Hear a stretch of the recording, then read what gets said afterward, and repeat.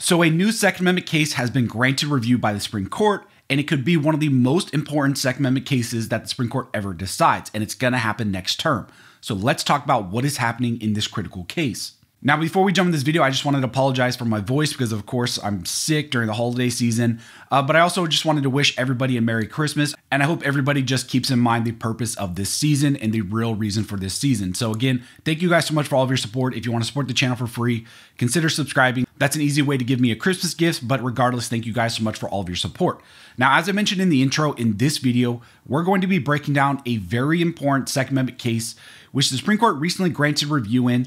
And it's going to be one of the most important two-way cases that we've seen come out of the Supreme Court in a long time. The Supreme Court is set to hear and then eventually rule on this case during their next term.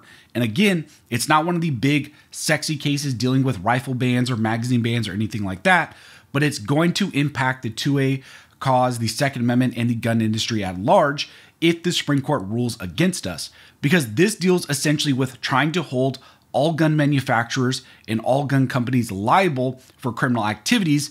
And if this is allowed to pierce the PLCAA, almost all gun firearms manufacturers and all gun stores and all makers of firearms could potentially go out of business because they could be held liable. The case we're going to be talking about is Smith & Wesson versus Mexico. In this case, a group of the largest firearms manufacturers, including Smith & Wesson, Barrett, Century Arms, Colt, Glock, Ruger, and many more are being sued by the nation of Mexico. That's right, the nation of Mexico is suing American companies, American gun companies, in an attempt to hold them liable for the harms that are caused by cartels in their own country, because the nation of Mexico claims that these American firearms are finding their way to the nation of Mexico, and that's what's causing all the crime. This whole case revolves around the PLCAA and whether or not the nation of Mexico and potential other people can sue gun companies and hold them liable for third-party criminal conduct. This case is one of the biggest cases that we have going right now as far as the Second Amendment, and it's very critical for the two-way community because think about all the gun companies, all the firearms that you own, all the ammo that you own, potentially all the gear that you own, those companies could be sued by a nation like Mexico or private individuals and be held liable for third-party criminal conduct. Right now, we have federal laws that are supposed to prevent that, but a lawsuit like this one was allowed to proceed forward and has made its way all the way to the Supreme Court. If Mexico is allowed to do this, the floodgates will soon open up for other countries and other people to sue the gun industry essentially into oblivion. Unfortunately, this is a case you haven't heard much about since many companies that are named defendants in this lawsuit, companies like Smith & Wesson and others, are not actually able to talk about the lawsuit and advocate for themselves. They kind of have their hands tied and they have to have their mouths closed because they're involved in this lawsuit. So let's talk about this case and what happens in this case going forward.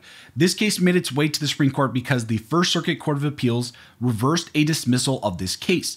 The Mexican government sued the leading members in the firearms industry, including Smith & Wesson, Colt, and others, essentially trying to hold them liable for harms that are caused in the nation of Mexico by illegal drug cartels, by criminals in Mexico. They're trying to blame all of those crimes on the gun industry in America. According to Mexico, these gun companies have engaged in a series of business practices, and they claim that the selling of AR-15s and magazines that hold more than 10 rounds has resulted in an increase in crime in the nation of Mexico, and they're trying to hold these companies directly liable for that. Mexico sued the gun companies and they claim that there has been $238 billion in damages to the nation of Mexico, and they're seeking about $10 billion in compensation for those damages.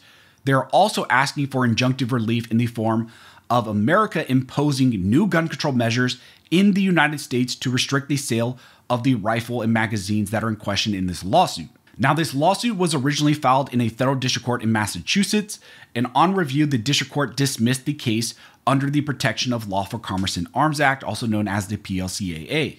That means using the PLCAA, the district court threw out the entire case, finding that no, the nation of Mexico cannot bring this type of lawsuit. However, Mexico appealed that dismissal up to the First Circuit Court of Appeals. And on review, the First Circuit Court of Appeals did something shocking. They reversed the dismissal and found that the PLCAA does not bar this type of lawsuit, that Mexico has stated a claim that the defendant's business practices have aided and abetted firearms trafficking, to the cartels and have caused injury in the nation of Mexico, and that this lawsuit can proceed forward despite the PLCAA. That, of course, is very concerning because the PLCAA is supposed to stop these lawsuits from ever being brought or from ever even proceeding forward. So in response to that, the companies have now filed for Supreme Court review. What the companies essentially want the Supreme Court to find is that the PLCAA does prevent these types of lawsuits from even being brought, and that the district court was correct in throwing this lawsuit out from the start, and that the First Circuit got this wrong and should have never allowed this case to proceed forward. In the petition to the Supreme Court, the question presented is whether the production and sale of firearms in the United States is the proximate cause of alleged injuries to the Mexican government stemming from the violence committed by drug cartels in Mexico. And second, whether the production and sale of firearms in the United States amounts to aiding and abetting illegal firearms trafficking because firearms companies allegedly know that some of their products are unlawfully trafficked. Now, you may be asking yourself, what exactly is the PLCAA? The PLCAA is a U.S. law that protects firearms manufacturers and dealers and gun stores from being held liable when crimes have been committed with their products. Now, this is also one of the laws that you hear brought up quite a bit by the Biden administration and the anti-gunners, where they talk about the gun industry is the only industry that has blanket immunity. No, that's not correct. All companies are not held liable for third-party criminal conduct. And the issue was that the gun industry was the only industry where people were suing those companies and those manufacturers for third-party crimes. And so the legislator, Congress, had to put in place this law that said, no, just like every other industry, you cannot sue them for third-party criminal misconduct. Unfortunately, in this lawsuit, the First Circuit Court of Appeals found that this case should not be dismissed because the PLCAA does not provide the protections. In their petition to the Supreme Court, the gun companies argue that Mexico's complaint does not include any groundbreaking factual revelations, nor does it uncover any secret dealings between the cartels and America's firearms companies. Instead, it faults the defendants for producing common firearms like the AR-15. According to Mexico, American firearms companies are liable because they have refused to adopt policies to curtail the supply of firearms smuggled south, such as making only sporting rifles or cabining sales to those with legitimate need for a firearm. Essentially, they're saying that here the gun companies themselves, although they're not violating any laws, should have restricted these sales on their own. They go on to say to the Supreme Court that the First Circuit's decision cannot stand. It defies this court's precedent and creates an admitted split with a unanimous Third Circuit decision by then Judge Alito, as well as decisions of multiple circuit courts and state high courts. Absent this court's intervention, Mexico's multi-billion-dollar lawsuit will hang over the American firearms industry for years, inflicting costly and intrusive discovery at the hands of a foreign sovereign that is trying to bully the industry into adopting a host of gun control measures that have been repeatedly rejected by American voters. So this is a very important lawsuit, a very important case. Like I said, at stake in this lawsuit is whether or not the gun industry can be sued into oblivion, whether or not another nation, whether or not private individuals can pierce the veil of the PLCAA and essentially try to hold all gun manufacturers liable to the tunes of billions of dollars for third-party criminal misconduct. The PLCAA was directly passed to prevent these types of lawsuits, but you have a circuit court like the First Circuit who is allowing these types of lawsuits to proceed forward, and the Supreme Court has granted review to this case and will now rule on this issue.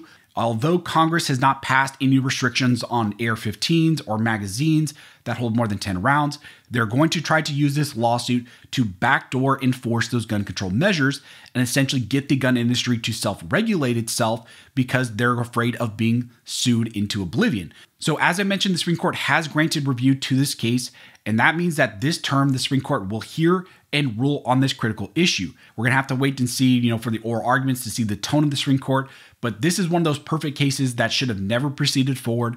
It should have been dismissed like it was in the lower court, but for some reason the First Circuit decided to, push their anti-gun agenda and allow this radical lawsuit to move forward. So as we get more information, I will let you guys know.